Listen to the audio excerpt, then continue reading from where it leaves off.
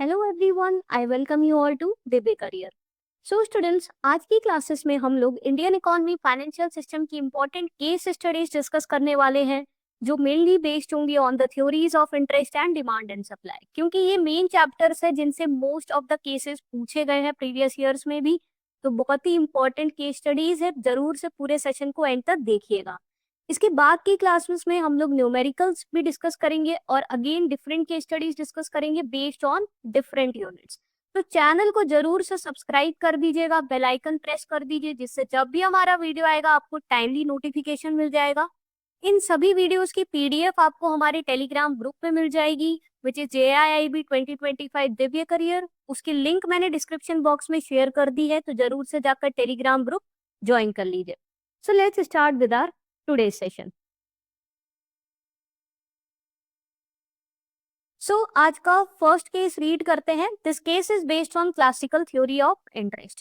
Case है, mister Roy, an entrepreneur, plans to expand his business by borrowing funds from the market. He notices that when the market rate of interest is high, fewer investors borrow and people save more. With reference to classical theory of interest, answer the following questions. ये questions based है on the classical theory of interest. So according to the classical theory, the rate of interest is determined by dash. Options are government policies, option B demand and supply of money, option C demand and supply of investment and savings, option D cost of production. Classical theory आपको क्या बताती है? It actually represents an equilibrium in the goods market. जहां पर ये बताती है कि जो इंटरेस्ट रेट है that is determined by the supply of savings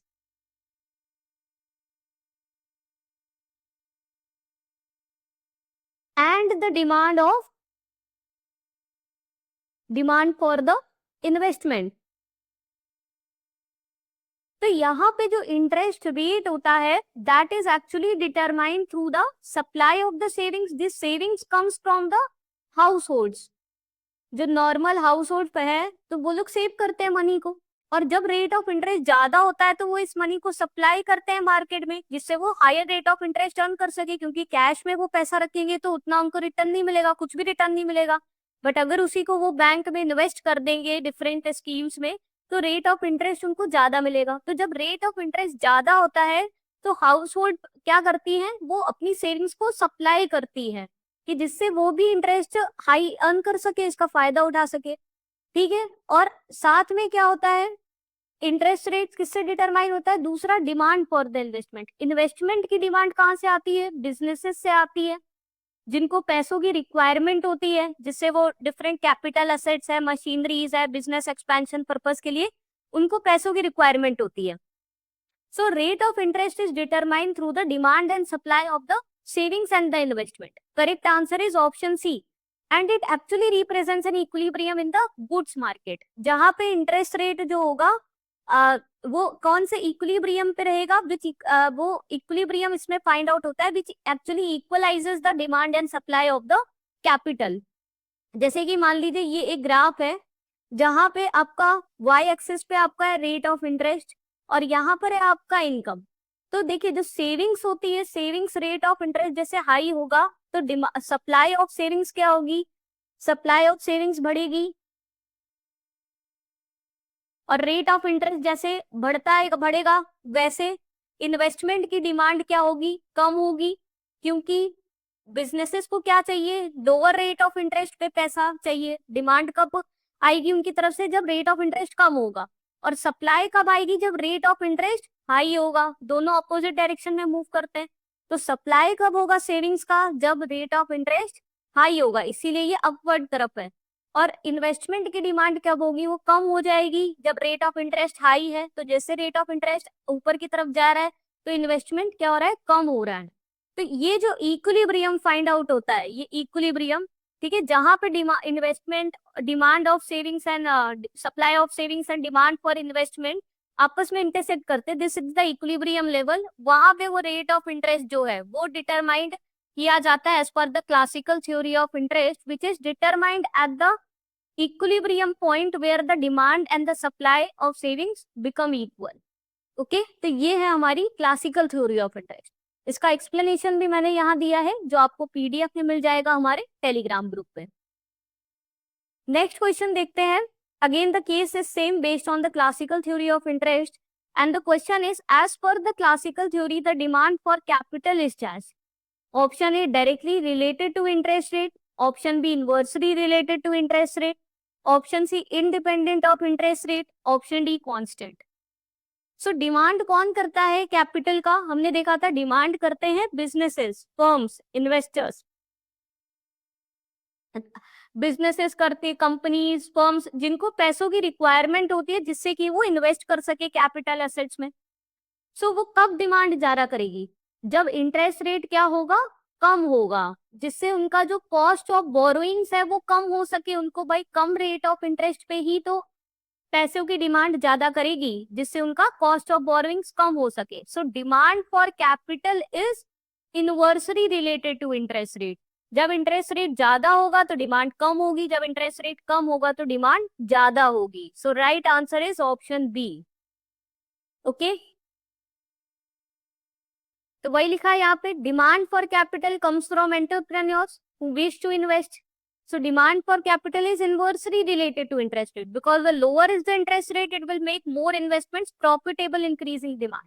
और वही जो supply of capital जो कि household savings से आती है, that is directly related to interest rate. ये भी पूछ सकते हैं जो supply of capital है, how it is dependent on the rate of interest. तो वो directly related है, क्योंकि जब rate of interest ज्यादा होगा तो money की supply भी from the household savings ज्यादा होगी, because they want to gain higher interest income, okay, by supplying their money. Next question, the classical theory assumes dash. Option A imperfect competition, option B constant income levels, option C perfect competition and full employment, option D government intervention.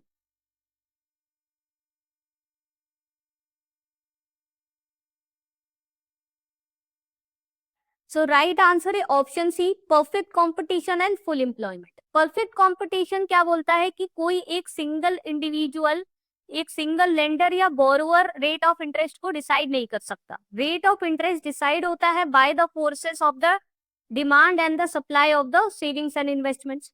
So there is a perfect competition in the market, okay, and which is where the rate of interest is solely determined by the savings and investment, and there is a full employment of all the resources where the interest rate is determined by the real factors. Here the rate of interest is determined by the real factors which are the savings and investments.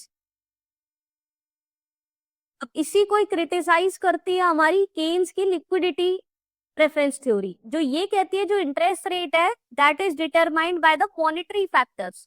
तो उसमें भी हम लोग questions करेंगे, जो क्योंकि difficult है काफी चैप्टर और इस पे काफी केसेस आते हैं, तो इसलिए हमने ये टॉपिक चूज किया है। ओके सो क्लासिकल थ्योरी कहती है जो इंटरेस्ट रेट होता है that is decided by the real factor which is savings and investment, क्योंकि हमें दिखता है कि भाई हाउस होल्ड सेविंग्स ज्यादा जो है वो अपना सप्लाई सेविंग का जो सब सेव उन्होंने पैसा किया होता है उसको सप्लाई करते हैं मार्केट में जब रेट ऑफ इंटरेस्ट ज्यादा होता है, क्योंकि उनको भी बेनिफिट उठाना है हाई इंटरेस्ट रेट का।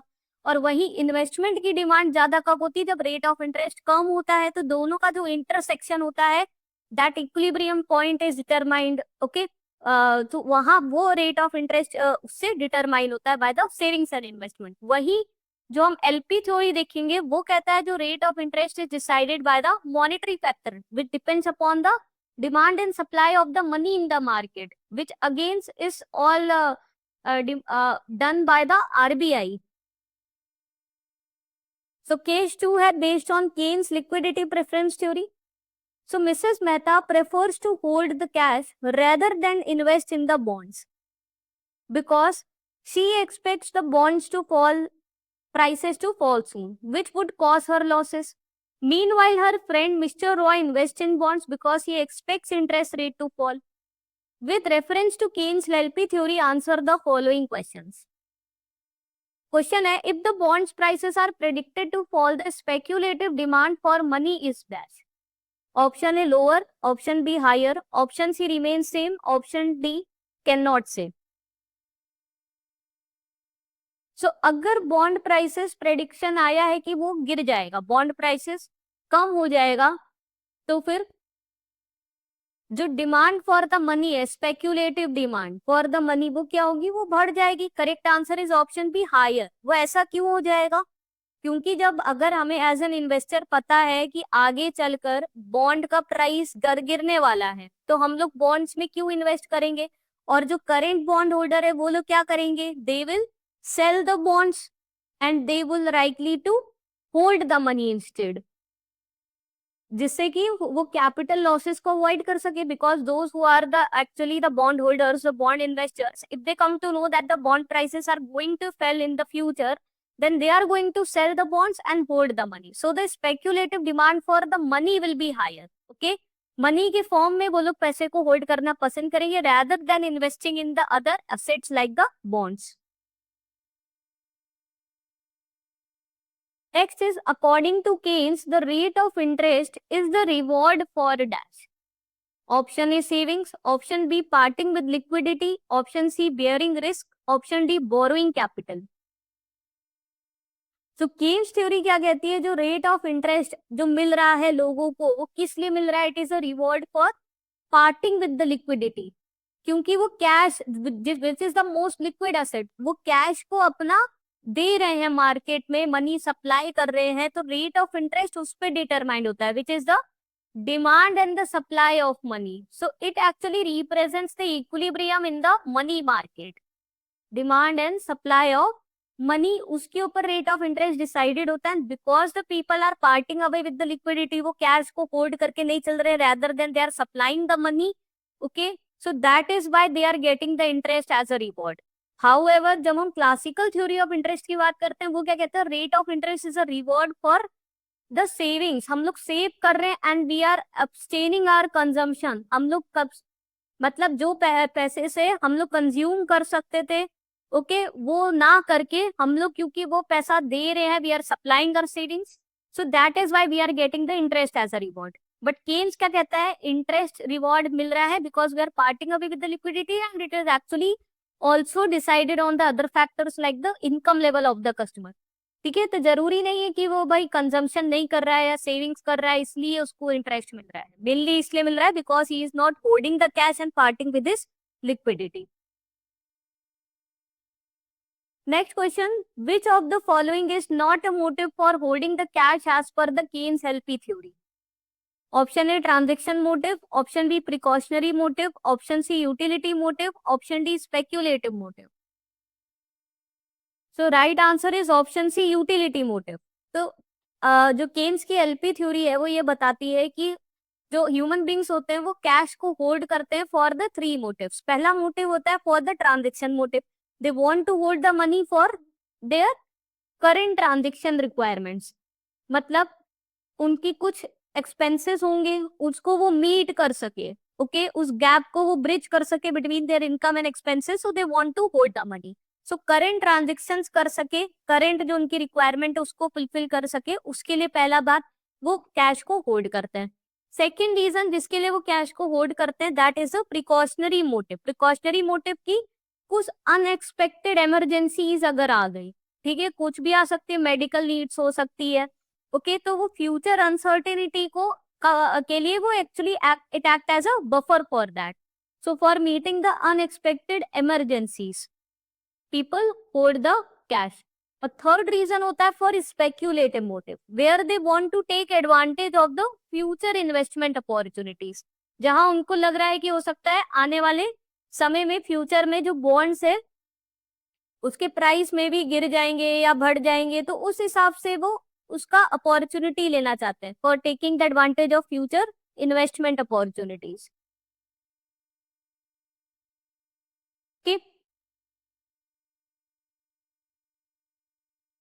Next case is based on the monetary policy and IS and LM curve. So it was a time of economic slowdown when Reserve Bank stepped in to recover the economy. It decided to encourage the investments by monetary expansion efforts. Based on the relationship of monetary policy and IS and LM curve, answer the following questions. So question is, monetary expansionary policy causes the shift in dash. Option A LM curve leftwards, option B LM curve rightwards, option C IS curve leftward, option D IS curve rightwards. So monetary expansionary policy से कौन सा curve move होता है और कहाँ move होता है वो आपको पता होना चाहिए। So right answer is option B LM curve rightward. So monetary expansionary policy से क्या हो रहा है, जब RBI monetary expansionary policy adopt करती है means RBI is trying to increase the supply of money. तो जब मार्केट में मनी सप्लाई इंक्रीज होगा, मनी ज्यादा है, it will result in decrease in interest rate, interest rate कम होगा। अब जब इंटरेस्ट रेट कम होगा तो क्या होगा, उससे इन्वेस्टमेंट्स बढ़ जाएंगे, इनकम बढ़ जाएगी। So monetary expansionary policy results in LM curve move rightward. तो मॉनेटरी एक्सपेंशनरी पॉलिसी में कुछ इस तरीके से आपका ग्राफ बनेगा। It shows the combination of course the interest rate and the income. So IS curve, investment savings curve here remains the same, but the liquidity money supply, LM is the liquidity preference money supply. LM curve जो कि पहले यहाँ पे था, it will move rightwards because there is an increased supply of money, okay, due to monetary expansion efforts.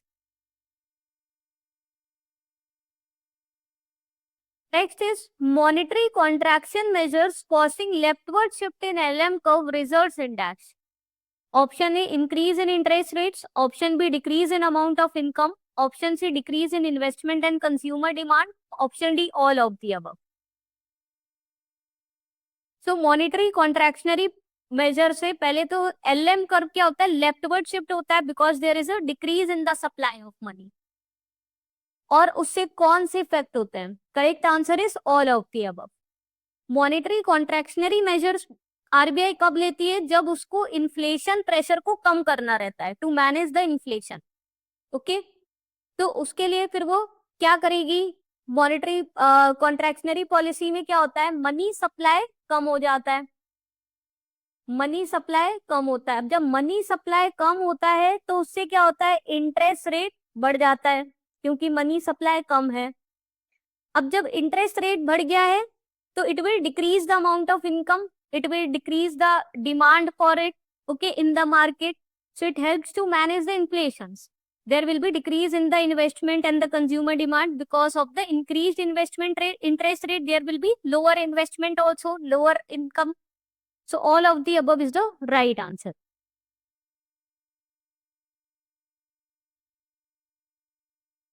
Next case is based on fiscal policy and ISLM curve.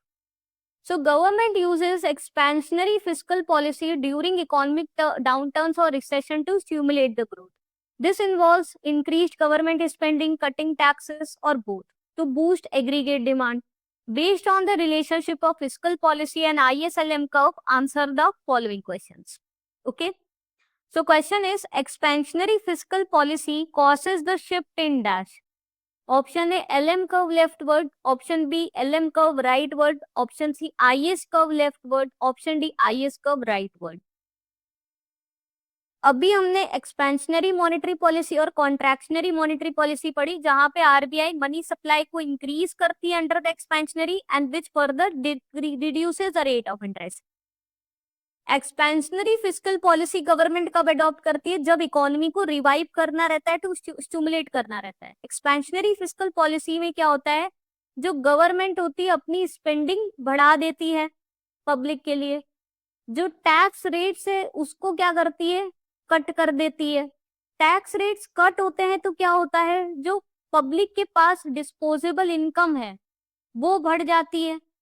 जब income उनके पास बढ़ जाएगी सो उनका डिमांड बढ़ जाएगा, इन्वेस्टमेंट बढ़ जाएगा market में, ओके, इनकम बढ़ जाएगी, डिस्पोजेबल इनकम बढ़ गई है तो फिस्कल पॉलिसी क्या शिफ्ट करती है, it shifts the IS curve to the rightwards. Option D is the right answer.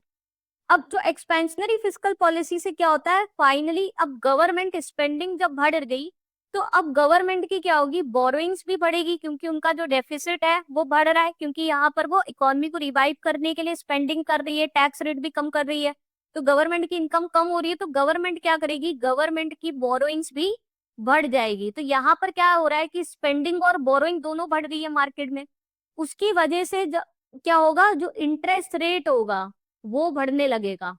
There will be a economy will move from a lower interest rate to a higher interest rate. तो ये सारी चीजें समझने की हमें जरूरत है, क्योंकि यहाँ पर गवर्नमेंट स्पेंडिंग बढ़ गई तो गवर्नमेंट का डेफिसिट बढ़ रहा है, क्योंकि वो टैक्स रेट्स भी कम कर रही है, स्पेंडिंग बढ़ा रही है, तो इनकम उसका क्या हो रहा है, बजट डेफिसिट हो रहा है, तो उसके लिए वो बोरोइंग्स रिक्वायरमेंट भी बढ़ेगी, which causes an upward pressure in the interest rate in the market. Okay, तो इंटरेस्ट रेट भी उससे बढ़ने लगता है। The economy moves from the lower interest rate to the higher interest rate, from the lower income to the higher income. तो ये सारे impact होते हैं of the expansionary fiscal policy. तो ये सारे पॉइंट्स आपको क्लियर होने चाहिए। Okay, so right answer is option D. इसमें किस तरीके से आपका ग्राफ बनता है, यहाँ y एक्सिस पे it represents the interest rate और x एक्सिस पे इट रिप्रेजेंट्स द इनकम और the output. So here the LM curve remains the same pointing upward, and the IS curve investment savings वो क्या होगी, वो बढ़ेगी, so it will move rightwards. Okay, so option D is the right answer. Next है, based on the same case study of fiscal policy, which is not the effect of fiscal contractionary policy. Option A lower output, option B rise in aggregate demand, option C lower interest rate, option D lower inflation. अब fiscal contractionary policy government adopt करती है to manage the inflationary pressure. तो government क्या करती है, अब government जो होगी अपनी स्पेंडिंग पब्लिक के ऊपर कम करने लगेगी। ओके, टैक्सेस बढ़ा देगी, टैक्सेस बढ़ा दिए तो अब डिस्पोजेबल इनकम कम हो जाएगी, लोगों के पास इनकम कम है, डिमांड कम हो जाएगा, डिमांड कम होगा, इन्वेस्टमेंट कम हो जाएगा। ओके, सो आउट इन्वेस्टमेंट्स भी कम हो जाएंगे, डिमांड कम है चीजों की। अब गवर्नमेंट ने अपनी स्पेंडिंग भी कम कर दी और उसको इनकम भी ज्यादा मिल रही है in the form of taxes, तो गवर्नमेंट का जो बोरोइंग रिक्वायरमेंट है वो भी कम हो जाएगा। तो जब स्पेंडिंग भी कम है, बोरोइंग भी कम है, तो उससे जो इंटरेस्ट रेट होगा उस पे वो क्या हो जाएगा, वो कम हो जाएगा, प्रेशर कम डलेगा। इसीलिए जो इकोनॉमी होगी that will move from high interest rate to low interest rate here. तो ये कॉन्सेप्ट भी क्लियर होना जरूरी है। सो क्या क्या कौन सा इसमें से इफेक्ट नहीं है, आउटपुट कम हो गया, हमने देखा इन्वेस्टमेंट कम हो जाएगा, लोगों के पास इनकम नहीं है, डिमांड नहीं है, डिमांड नहीं है तो इन्वेस्टमेंट भी कम हो जाएगा।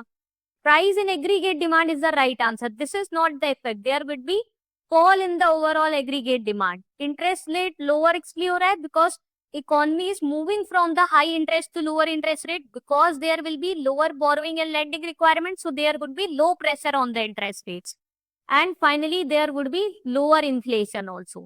So right answer क्या हो गया, ऑप्शन बी, क्योंकि इन्फ्लेशन को मैनेज करने के लिए ही गवर्नमेंट क्या कर रही थी, फिस्कल कॉन्ट्रैक्शनरी पॉलिसी कर रही थी।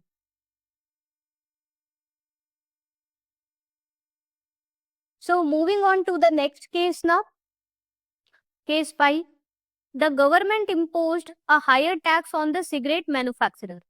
Production costs rose and many suppliers reduced output, leading to an increase in the market price.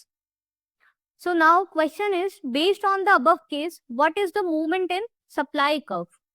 Options are shift right, option B shift left, option C stay constant, option D flatten. तो अब government ने क्या किया, जो tax पे जो cigarette manufacturers थे उस पर टैक्स रेट क्या किया, बढ़ा दिया। तो जब टैक्सेस एक तरीके से बढ़ा दिया, उनकी जो प्रोडक्शन कॉस्ट है वो भी हम मान रहे हैं कि बढ़ गई। तो अब जो सप्लायर से उनकी जो मैन्युफैक्चरिंग कॉस्ट बढ़ गई, प्रोडक्शन कॉस्ट बढ़ गई, उनके ऊपर टैक्सेस बढ़ गए, तो उन्होंने क्या किया, सप्लाई कम कर दिया। जब सप्लाई कम कर दिया तो जो सप्लाई कर्व है वो कहाँ मूव करेगा, it will move to the leftwards. Option B is the right answer.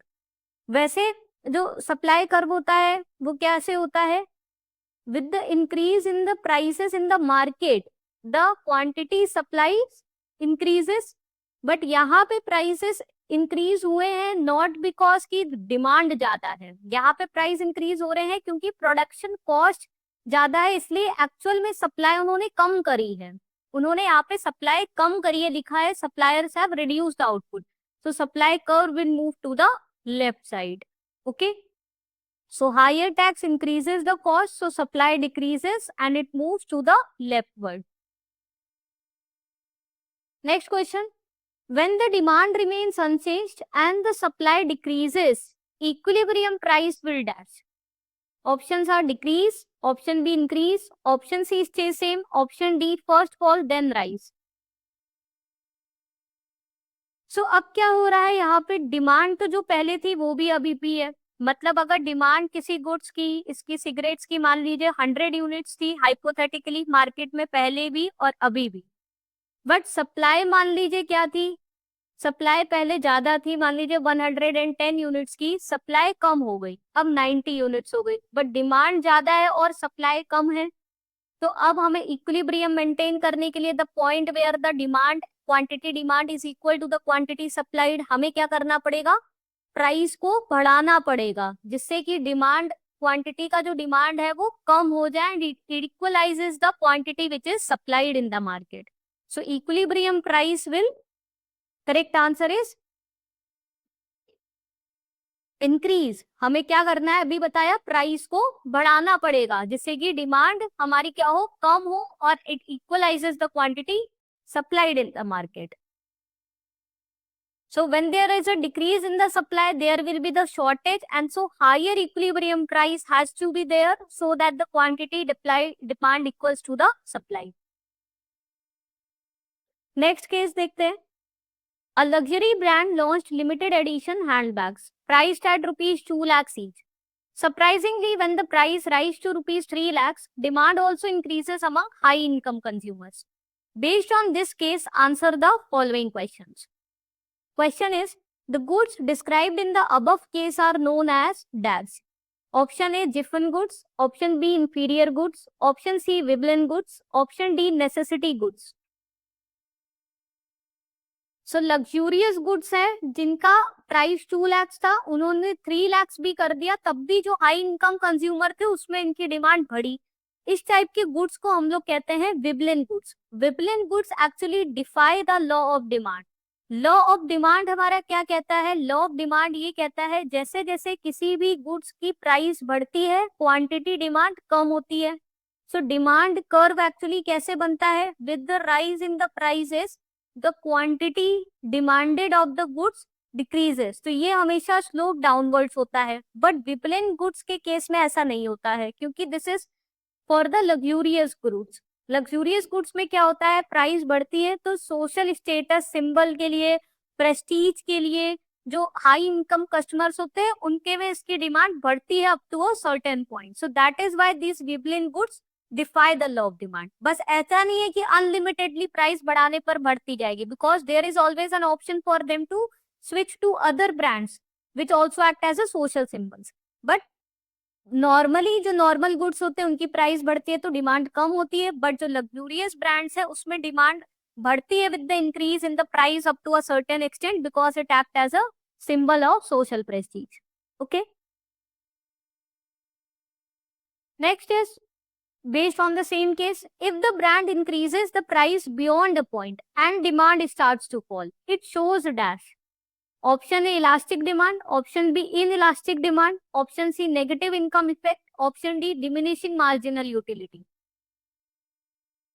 सो अब ये किसको शो कर रहा है, अगर बियॉन्ड पॉइंट ब्रांड प्राइस बढ़ाता जा रहा है तो फिर डिमांड गिरेगी इन लग्जूरियस गुड्स की भी, which shows that the demand is elastic in nature. Option A is the right answer because here the of course the high income consumers also have the option to switch to other alternatives. तो अगर Gucci अपना price बढ़ाता चला जा रहा है handbags का, so the consumers can move to other brand which is Chanel and all. ठीक है, which also act as a social status symbol. वहीं जो हमारी नेसेसिटीज होती है उन गुड्स की डिमांड इन इलास्टिक होती है. तो प्राइस पे डिपेंडेंट नहीं होती, बिकॉज लोगों को जिंदा रहने के लिए खाना चाहिए ही रहेगा. So there the demand is inelastic independent of the movement in prices. But of course, for the luxurious goods, they have the option to move to substitutes, and so the demand is elastic in nature. Okay. So students, this is the end of the session. अगर आपको session पसंद आया हो, आपने कुछ भी सीखा हो, जरूर से चैनल को लाइक कर दीजिएगा और सब्सक्राइब कर लीजिए, जिससे जब भी हमारा वीडियो आएगा आपको टाइमली नोटिफिकेशन मिल जाएगा. हमने सेपरेट प्लेलिस्ट बना दी है फॉर ऑल द सब्जेक्ट्स, जहाँ पे आपको previous year questions and important videos मिल जाएंगे सारे सब्जेक्ट्स के रिलेटेड टू JAIIB. तो जरूर से चैनल को सब्सक्राइब करिए और भी अपने फ्रेंड्स के साथ इसको शेयर करिए. इन सभी वीडियोस की जो PDF है वो आपको हमारे टेलीग्राम ग्रुप पे मिल जाएगी, which is JAIIB 2025 Divya career. तो उस ग्रुप की लिंक मैंने डिस्क्रिप्शन बॉक्स में शेयर कर दी है. So go and join the group as well. Okay, so see you in the next session. Thank you.